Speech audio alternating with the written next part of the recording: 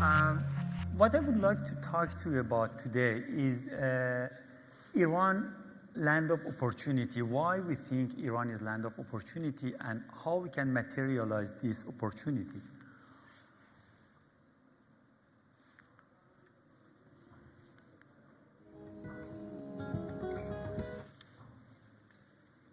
According to many people who know Iran, Iran is the largest unconquered market, internet market in the world. I will explain why that's so.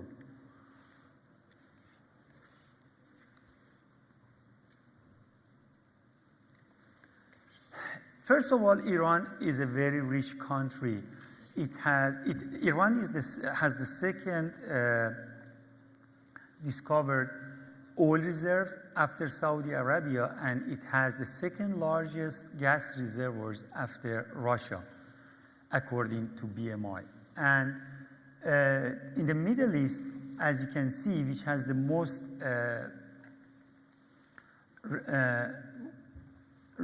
oil reserves, the green one is Iran, and as you can see, it has more oil reserves than the regions that you can see below that.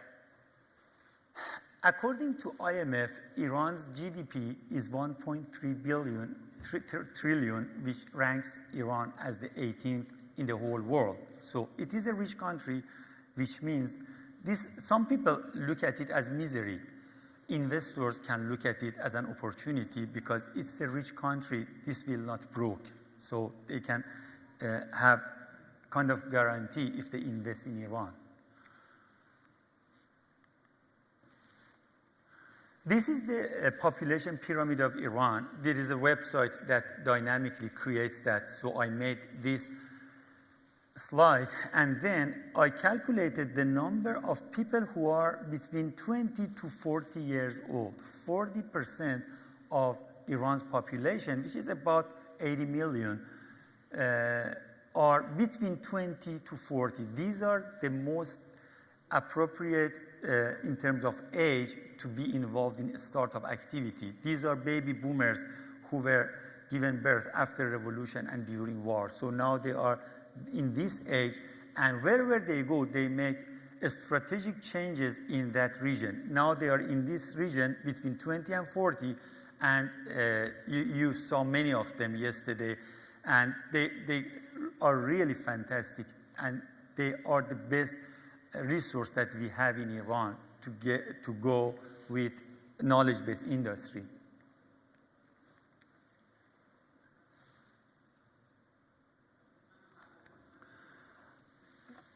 This is not a usual population that we have. It's a quality population in terms of, first of all, as you know, women are very active in Iran's education, and 60% of university graduates are women.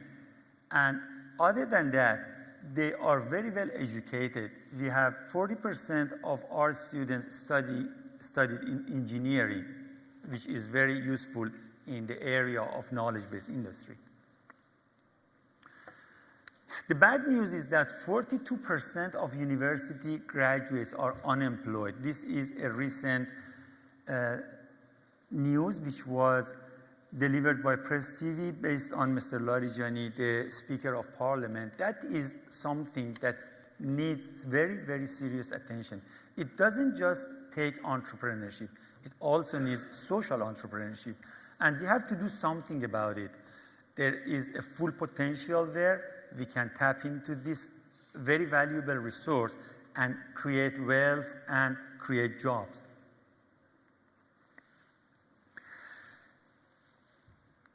In Iran, the situation has changed very drastically since the past 2.5 years. Most of the top management of the country, now they know what they want to do. If I don't say all of them, I can tell most of them know what they want to do. They want to kind of replace oil with this knowledge-based industry. They do not want to tap into underground resources. They want to tap into underground resources, which is our talented human resource. Iran is known, according to BMI 2015 report, when it does a SWOT analysis of Iran, if you read the report, it's available on the internet. According to that report, Iran is one of the best countries in terms of entrepreneurship. Iran has very good entrepreneurship. You saw many of them yesterday, but this is not just this sample. This is a country which is well known, according to BMI Business Monitor International report, is well known as a country with entrepreneurs. So this is where we want to tap into. So almost everyone from the toppest level of management up to middle level to down level, they know what they want to do.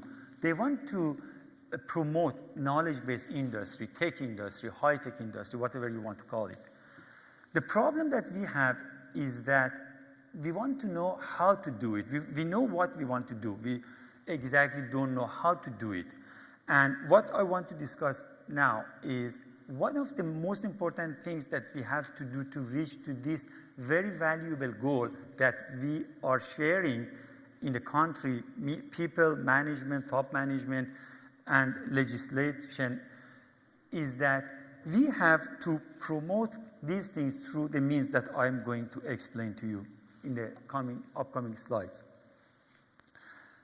Everyone is doing its best to do something. Sometimes they do wrong things, but the intention is good. They know we have to create wealth, we have to create jobs, and knowledge-based industry, high-tech industry is one of the best ways, the fastest ways, and the most economical ways to do that. Here is the history of opportunity.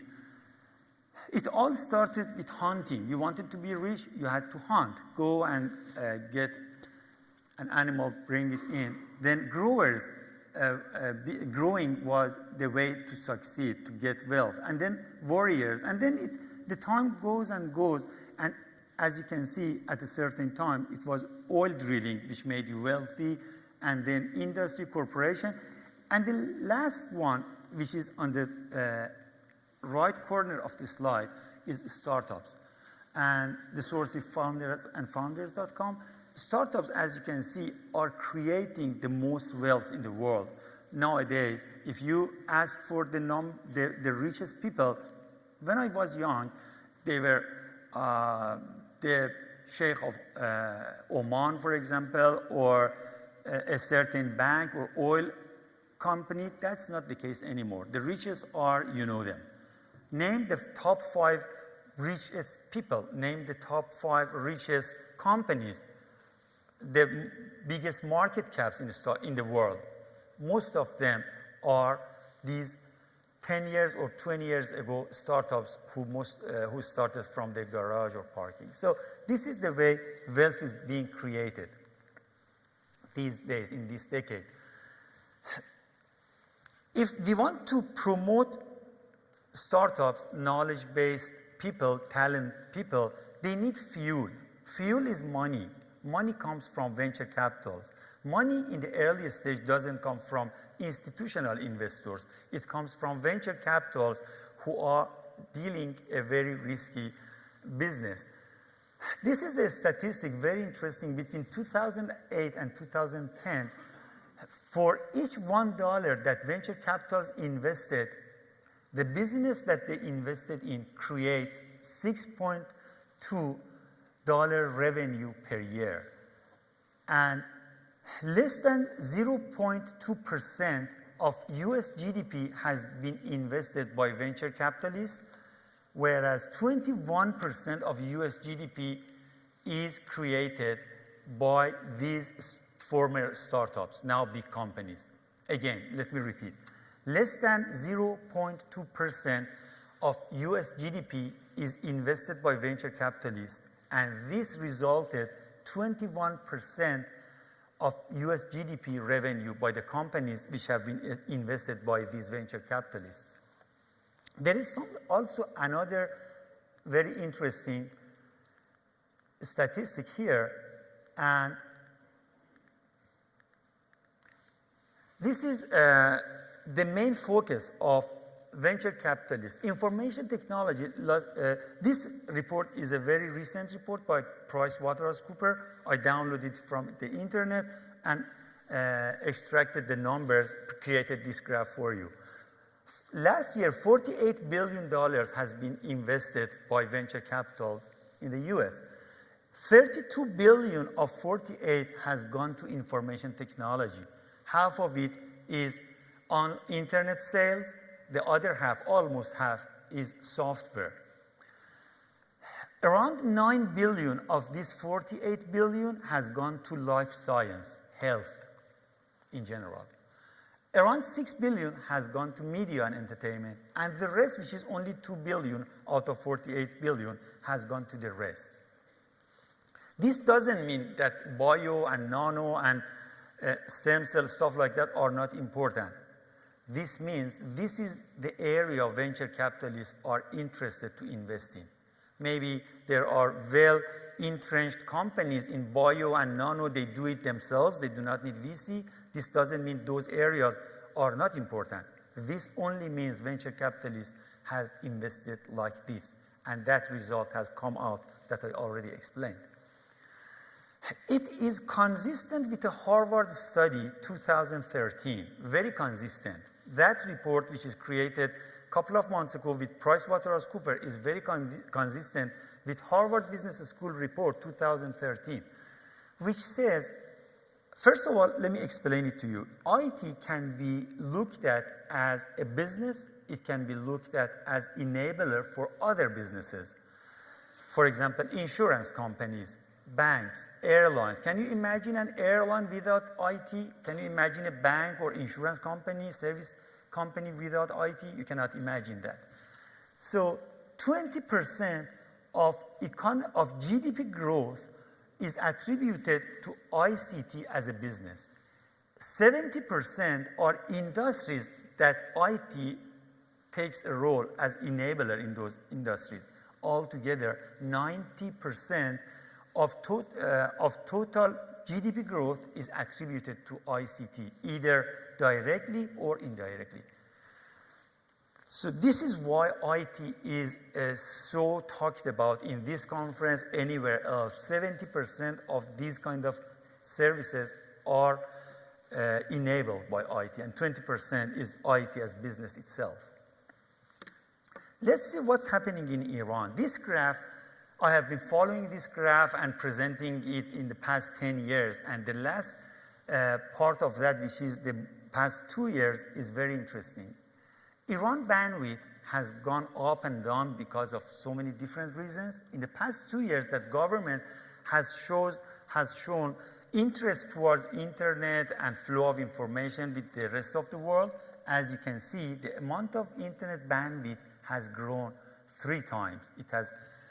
It started when Rouhani government took charge. It was 70 gigabit per second. Now it's 200 gigabit per second, which is a very important thing because in virtual space, bandwidth is like oxygen. You cannot live without it. So the infrastructure is going to support what we want to do. For example, Ms. Elahian called me the day before I was coming to Germany and told me 6 of startups have been denied visa by German embassy, and they want to take part in this event. And I told her, that's fine, we can help them. We invited them during Friday, which was yesterday, 6 startups which were denied visa. They sat in our data center in Afranet, and they had live broadcast right in this hall. And the interesting thing is that one of them, Taxi Moda, was among the winners. So it shows how opportunity can be created when we have visa barriers, travel barriers, all sorts of different barriers, and how internet can bridge the gap between what we have there and the potentials that can be materialized here and in the rest of the world. So bandwidth is a very important element. If we didn't have good bandwidth, we couldn't support them, as simple as that. This is Iran internet compared to the region, other countries in the Middle East. You can see UAE, it's almost an advanced country right now. Syria, Israel, and you can see how many the number of people, how many people have access to the internet. This is another very important potential that we have. We have 46 million people having access to the internet, not just from home. During the past decade, one of the worst things that happened was that although we are very good in internet, we are very good in cell phone and telephone, Iran has been and still is a very good country in terms of these landline, I mean fixed telephone and mobile phone and internet. As you can see, we are good. We lost the opportunity to be good in mobile broadband. We call it MBB. That was because of a big mistake which was made. The exclusivity was given to a specific company, and then Irancell and Hamrah Awal, which is MCI, couldn't offer mobile broadband to the people. That resulted in a very, very bad situation 2 years ago, and that was the fact that among Middle East, which is the weakest region in the world, Iran went to the bottom of that table. The situation has changed, fortunately, and as you can see, when the new government started, there were less than 500,000 people who had mobile broadband. Mobile broadband means real internet, anytime, anywhere. ADSL is not anytime, anywhere. Fiber is not anytime, anywhere. The only thing that's anytime, anywhere is mobile broadband, because you have it in your pocket, you have internet with you wherever you go. No need to to boot up your computer, stuff like that. You can move in the ship, in the plane. Right now, it's a very interesting statistics. The number has risen from less than 1 million people to 7 million people who have 3G, 4G, LTE, and the number is rising very fast. In 2 years from now, there is no doubt, if not less than that, this number will go above 20 million. And this means a lot of opportunity for the people who want to develop something and get money out of that. There is a study by Booz and Co. Booz Allen, as you know, is a very well-known company in terms of these kind of studies.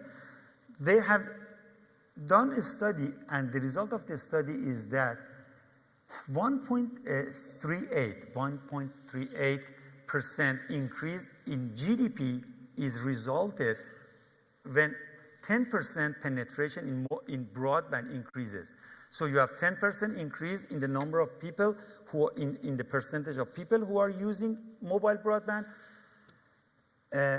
Your GDP goes high, 1.4%. This is a very interesting point to know, because the infrastructure is there. You have to put your business on this infrastructure and create job, create wealth, and so on and so forth. This is even better in developed countries. This is not just for developing countries. The situation is even better in developed countries. This number is astonishing. The number of smartphones in Iran has gone up to 40 million, which means 40 million smartphones is in the hand of Iranians. Doesn't mean 40 million Iranians have mobile smartphone. I myself at home, maybe we have 3 or 4 of them, but that doesn't matter. It shows smartphone is penetrating in Iran's market. Statistically, 51% of the population has a smartphone, but that is not true. It's a little bit less than that, but it is penetrating so fast. Again, having smartphone in your hand, having 3G, 4G, LTE creates an opportunity for entrepreneurs to offer their services to the huge population and become successful. From another angle, when we look at Iran's ICT industry, global market is $1.9 trillion. Our GDP is 1.2% of the world. Our population is about 1% of the world. I go with the smallest one, which is 1%. So if the world is $1.9 trillion, our share, our minimum share, based on just our population, we are not ordinary country, we are a rich country, but we go with the minimum. 1% brings it to $19 billion market in Iran. 8 billion is already served by existing ICT service companies in Iran. And you can see an $11 billion market sitting there for investors who want to come in. And this investment brings opportunity to a much bigger investment which can be done in content, e-services, e-commerce, stuff like that. 3 years ago, none of you had heard a major local brand in Iran. Even those that you hear their names these days were very small those days. During the past 3 years, they have taken off. You know, many Iranian local brands. And they are strengthening, and once the sanction is lifted, I am sure many of them will do a great job globally, and we'll talk about that. For example, what China did, China is a very good example to follow for Iranians. Whatever American brand that was there, China created at least one local brand that matches that US brand for YouTube, for mail, for search engines, for whatever. We were always worried why this is not happening in Iran. Fortunately, this is happening in Iran now. You can compare, you have YouTube, you have similar to YouTube brand in Iran, you have so many other global brands, and you have similar to those, and they are flourishing these days. And it has taken off during the past 3 years. Another interesting statistics. We know we are not great in terms of bandwidth as much as we want to be, but we are taking off. It's like a student whose GPA is 12. If that student gets 15, you should be very happy because it's a big move. If it was 18 and then he goes to 15, you should be worried about that. We are taking off, and you saw the amount of bandwidth increase, which was triple. E-commerce has increased 4 times. In this statistic,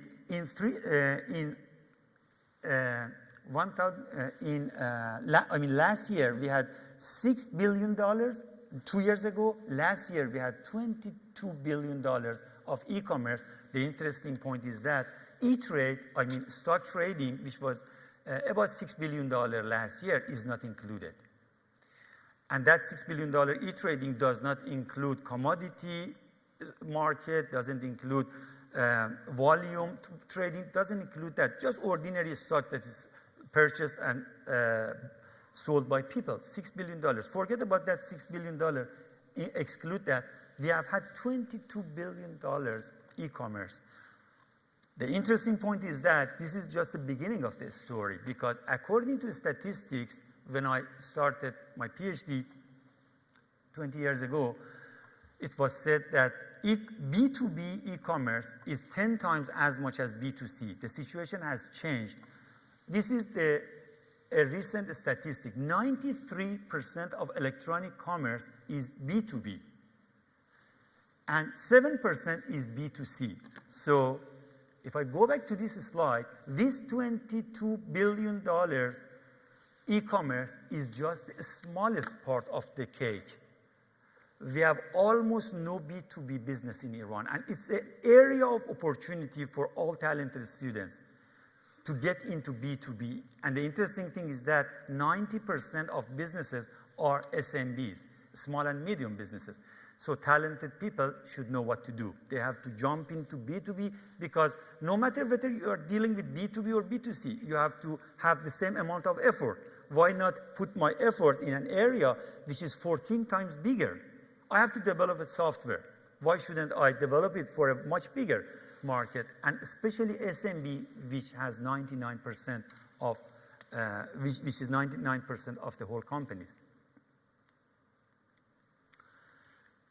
And currently, B2B is the largest untapped internet market in Iran. None of the businesses that you hear about are B2B.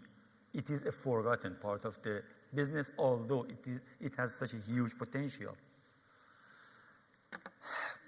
Regardless of whether the talented people go to B2B or B2C, they are talented people technically.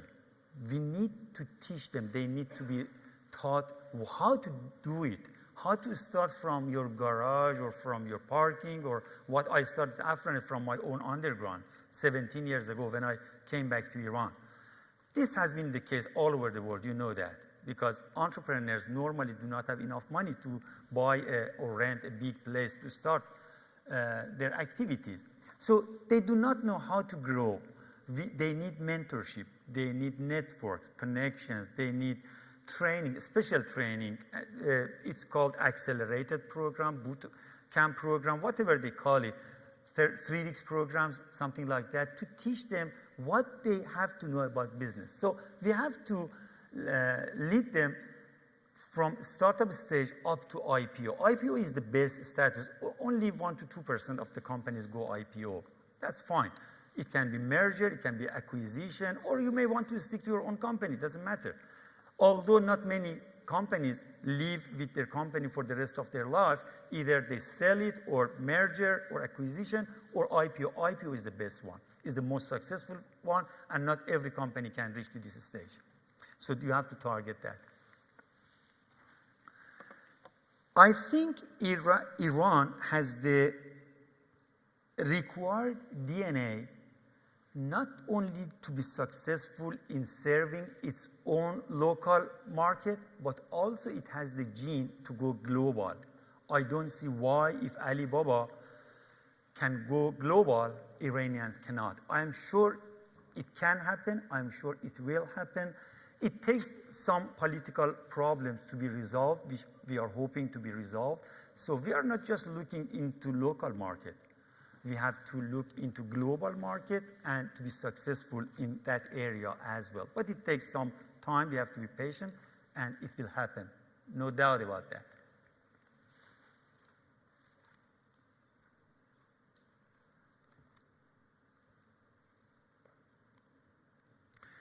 And this is my last slide. Again, let me repeat what I said. In Iran, everyone knows what they want to do in terms of knowledge-based industry, tech industry, high-tech industry, whatever you want to call it. They know what they want to do. We have a very strong law passed about 3 years ago, and in that law, they say how they want to support knowledge-based companies. They have 15 years tax exemption. They have all sorts of supports that come from government, and it is being implemented in Iran. The pace of implementation is not as good as we expect, but it is in the right direction. If you are in the right direction, no matter what your speed is, you are in the right direction. When you are in the wrong direction, the more speed you have, the worse it is. We are in the right direction. That is what matters. And now, Ministry of ICT, Ministry and Bunyad Milli Nukhbegan, the Deputy of President, who is in charge of that, they really want to help. This government really wants to help knowledge-based companies to grow. They have passed so many regulations to help them, to support them. And once the sanctions are lifted, I believe Iran can be knowledge-based industry hub in the region. And I believe events like Bridge and similar events that get together Iranian talents and expats are the best means to bridge the gap between us. We can do it, we have to believe it, and we can do it together. Thank you very much.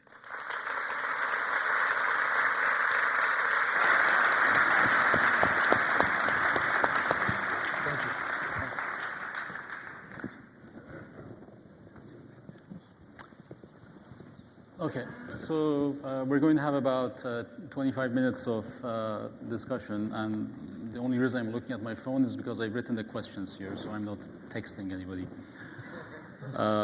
So let me start with Professor Tabesh, of course, welcoming you to the panel. And as was pointed out, you know, Iran, the future can be an innovation hub, an innovation house, not just in the Middle East, but in the world. And a core requirement of an innovation house is a knowledge workforce. So where do you see the role of organizing the requisite workforce for such a future innovation economy? Okay. Well, yes, I believe also the innovative economy or knowledge economy could be an opportunity for us in Iran, but you know, we are in need of developing human resources in very right way. We have a lot of talented students, talented college graduates right now that we can have how they achieve and how are their achievements right now. But still, we have to look forward and make the educational systems in a right way. Maybe we are in need of renovation of our educational systems right way to be prepared for the innovative economy. In innovative economy, the most important thing is to be creative, to know how think innovative and go have creation in your mind, have mindset to be creative. But unfortunately, if I go to K-12 educational systems in Iran, all of us knew that it is not a rigid, non-flexible system, that all students are under pressure of too many maybe old-fashioned things. If I briefly look at it, how it happens like this, traditionally we have a rigid system in Iran, in non-flexible, rigid system in K-12 educational systems. If we go back to during 90s, we had almost 20 million K-12 students, and the development of infrastructure and physical needed for this education of this number of students was the priority for the investment in the educational systems. Okay, they really did a good job, they passed it. And in meanwhile, we had some sort of activities like Olympiads, like tech festivals, and through these Olympiads or tech festivals, we brought the opportunity for developing more qualitative graduate students or K-12 graduates that we can see many of them worldwide or in Iran, they are very successful and etc. But at the moment, we have only 10 million high school students, the 1 million schools, including elementary to high school, and 1 million teachers, 1 million teachers and 100,000 schools. So it is a very certain pyramid over there, and I believe a lot of innovation, a lot of renovation is needed in this system if we would like to have creative K-12 graduates, and a lot of things are needed to that should happen. And then this will hopefully lead to education reform at the university level, undergraduate, sure, innovation readiness programs, entrepreneurship programs. Yeah, but I believe, any changes in K-12 at the moment, I believe is very difficult. I explained for you that the pyramid is how it's over there. And it's very difficult to bring any changes over there because it's very bureaucratic, very centralized, it is very difficult to change it. But I believe at the moment, what we should not wait. I believe my recommendation is that we focus on extracurriculum activities such as math club, computer club, science club, or even in literature club. In extracurriculum activity could be a very certain, I would say, angle that we can approach to bring the sooner changes for the educational system in K-12. And my strong recommendation is that we focus on extracurriculum activities bring creativity in the educational system, and for innovative economy, we need to have more creative person, and creation is very important for them. What about the role of professional or vocational education? Do you want to maybe comment on that as well? This is a very important issue that you pointed out. We have to look at it as a portfolio, the whole training, education thing. Dr. Tabesh very correctly talked about the shortcomings of our academic system and his recommendation how we can address that.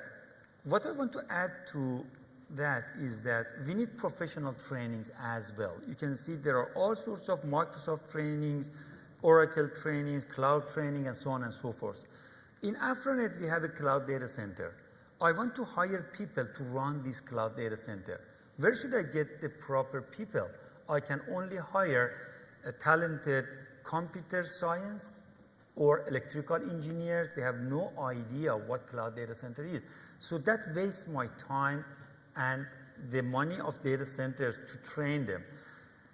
In the rest of the world, there are also certificates for data centers, all sorts of certificates. So an engineer goes to those programs and gets certificates. So on the top of improving our educational system in universities, in parallel with that, we have to bring up these kind of training programs, globally accepted certificates, so that they can not only work in Iran, they can move around and come and go and serve these kind of professional activities in all different places, either in Iran, in our data center, or in Google data center. So let me close the loop. We did high school and kind of professional. So, there are lots of innovative examples in the US on the multidisciplinary teaching side at Berkeley and Stanford and elsewhere. And since you've been at Stanford, you've seen many of these firsthand. Can you see parallels of these being developed in Iran?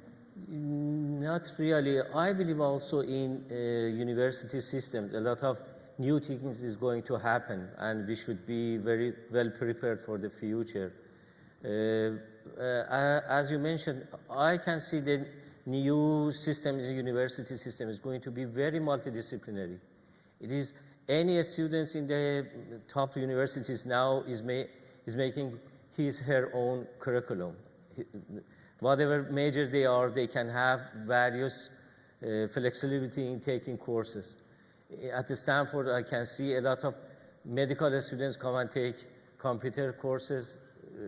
Also, they go to business school and taking courses how to have a startup company.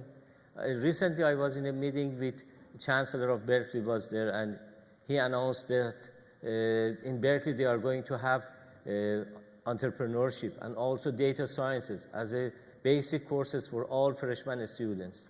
So a lot of new things is happening. Also, but in Iran also we are in need of more flexibility and more. I believe in this multidisciplinary system is really needed, especially in top universities. We should be more flexible and bring more opportunity for the students to have more advanced knowledge and be more creative in sense that they make their own curriculum and go whatever they like and try various things. So Dr. Ghasemzadeh, let me shift gears a little bit and let's talk about the value chain of overall ICT in Iran, from say the device to the network to data center to a content.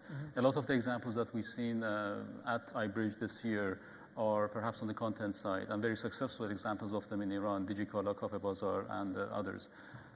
What is happening in Iran on the other elements, whether it's network or data center or on the device side, and what kind of investments perhaps are needed in these areas to kind of rebalance or balance the overall portfolio? Sure, thank you.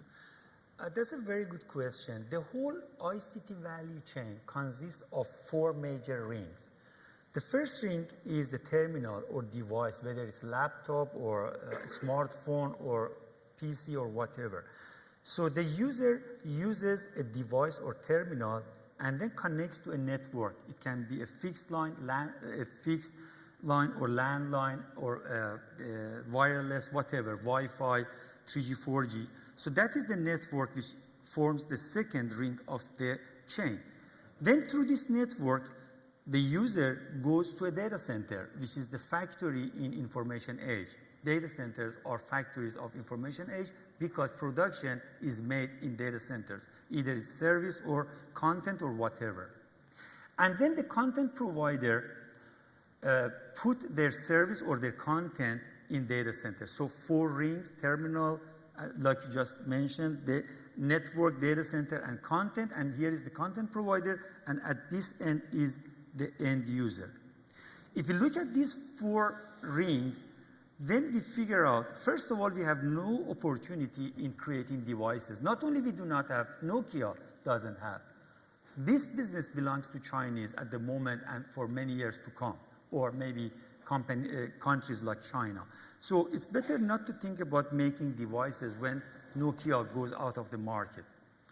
The second ring is the network. There was a misconception during the past decade that if we strengthen national infrastructure in the country, it means we have to cut off international bandwidth.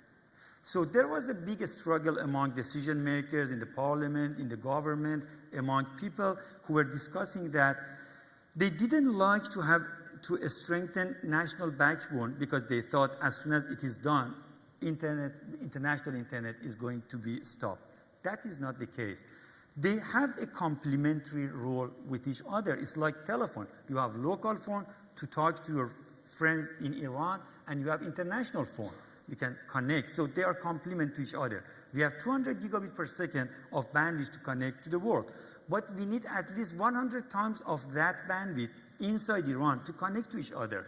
An Iranian wants to see an Iranian website which is being hosted in Iran. Why should I waste my money? Go to international internet. So they act complementary to each other. If we understand that, the problem is resolved. Then we understand we have to increase our international bandwidth and at least 100 times of that increase national backbone. In terms of the third ring, which is data center, unfortunately, we have not done a good job yet. That is why the number of commercial data centers in Iran is less than the number of fingers in one hand. That is a very bad situation. We need at least 100 data centers, cloud data centers in the country. And we entrepreneurs see threats as opportunities because this is the place others have not come to invest, and I myself did that. We have already invested more than 30 billion tomans in Afranet Cloud Data Center. And we hope that it will be increased. I hope there will be 20, 30, 100 cloud data centers because we complement each other. It's like VC, they complement each other. And the last thing is content. The content, like I said, we didn't have strong local brands 3 years ago, 4 years ago. Now they are popping up. They are growing.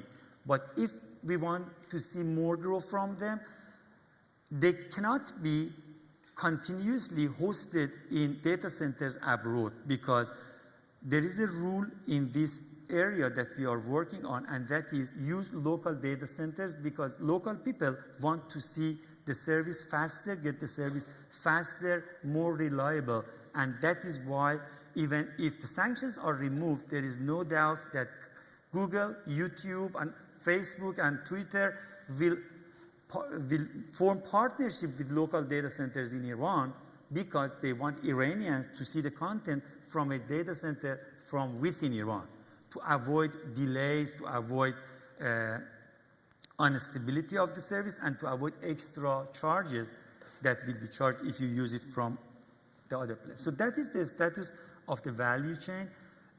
Content is moving very good. We have to help them to grow. Data center needs more attention. Ministry of ICT has understood that. They are making proper plan to support this industry. United States did a great job when they, 7 years ago, they made this data center alley west of Washington, D.C., 30 miles west of Washington, D.C., Virginia.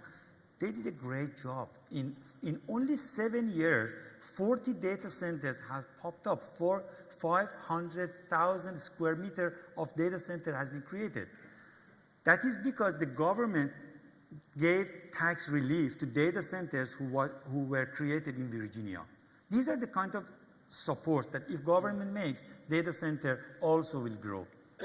And on the hardware side of things, and we've seen some examples of the participants in terms of having successful hardware startups or companies as well. And you mentioned Iran achieving global brands. Do you think some of our hardware companies, perhaps companies making switches, routers, telecom infrastructure, equipment, end devices maybe even, do you think there's a potential here for them to go global as well? It's not just potential, they really are doing great job. And because Afranet was the first Iranian IT company which was IPO'd 4 years ago, any of these companies, first of all, there are many university professors, instructors, like in Sharif University, dozens of them. They have companies which are making hardware and stuff that is related to network and backbone. And then when they decide to go IPO, the first person that they come to get advice is me, because we have already done that, and I happily try to pay forward. We have learned from other people, we want to pay forward to others who want to do that. I have seen not just great potential, but materialized potential in the country. In terms of globalization, we have to wait for sanctions to be removed. I see great opportunity for these companies to go abroad. They are doing very highly sophisticated stuff in terms of hardware. By hardware, I do not mean making mobile. I do not mean that. I mean specific hardware which is used in ICT infrastructure. And we have many of them headed by very highly talented university professors and university graduates. Let me ask one final question. So overall, what it appears to me, based on the data that you provided and what you've mentioned, is that it seems like all of the building blocks are there. Absolutely. In one way or the other. Mm-hmm. Improvement is needed in certain areas, additional investment is needed by private sector or public sector. And where do you see Iran in, say, 3 to 5 years, and the effect of rapid growth on the infrastructure side and on the education side, on entrepreneurship, and overall on the technology economy in Iran? Maybe Professor Tabesh can. Well, I am very optimistic to the future in 2 ways, I may say. I have a dream that in maybe 5–10 years, we would have some global companies around good universities, around top universities in Iran. I am very optimistic. I am waiting. My dream is that in 5–10 years we would have some sort of Google-type companies that have been Skype companies that will be started in Iran in the corner of top universities. And in the other way,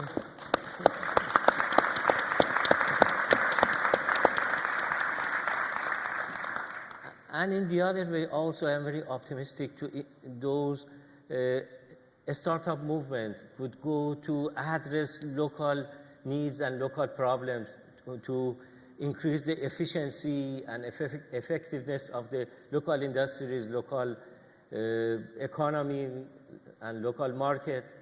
I am also very optimistic that these startup movements will go really bring the innovative economy in all aspects of our society and economy. Dr. Ghasemzadeh? Yes, sure. I mentioned in my presentation that we are a rich country. You know that. You already knew that. But I just gave some statistics about reservoirs, GDP, stuff like that. What I wanted to say is that, first of all, we are a rich country. Secondly, knowledge-based industry is not a capital-intensive industry, capital-intensive industry. Mr. Amidi gave some numbers, amount of money they have invested, the gain, and I also gave some numbers.